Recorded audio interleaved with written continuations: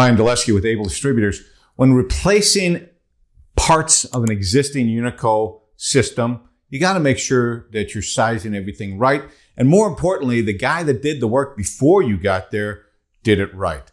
So nowadays, you need at least the bare minimum of 6 openings per ton. So if you're taking out a 2-ton system and it doesn't have at least 12 openings, you're going to have to add openings.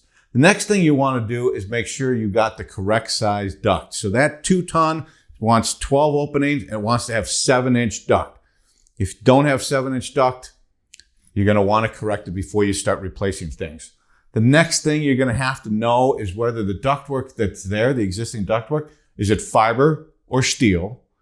And then is it round or square? So we can sell you the right adapters for the new pieces of equipment. The model and serial number of what's there will help us because some of the old systems for Unico came one blower, covered everything from 2 to 3 ton.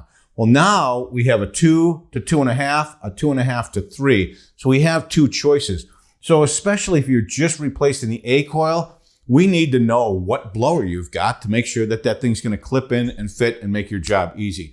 So having the model, serial number, and what's there documented, the size of the return duct, the size of the supply duct, what shape it is, how many openings, this is all really, really important. So we're going to try and put together a sheet. So when you're replacing bits and pieces, again, a lot of guys will replace the coil and the blower at one time, get everything new, which is a great way to go. But you still need to make sure the ductwork that's there is the right size. If it's not, you got to fix it. If it doesn't have enough openings, you got to fix it. You can't blame it on the last guy that did an install 20 years ago. You're the last guy to touch it. You got to make sure everything's right. So when you go through, a lot of times we need a new return adapter when you're replacing the coil. If you're replacing a blower, we might need a new supply adapter. The length of these things might change. When you're there, inspect the drain pan. Make sure it's still in good shape. Make sure there is a drain pan, just in case this thing gets backed up or leaks. And again, we need to make sure that if you're just replacing one aspect of this, that we help you out and make sure whatever we're putting together fits. Everything nowadays is twist fit. So if you got the older system, you're going to have to realize that all the new bits and pieces are twist fit, but we've got adapters to help you out there too.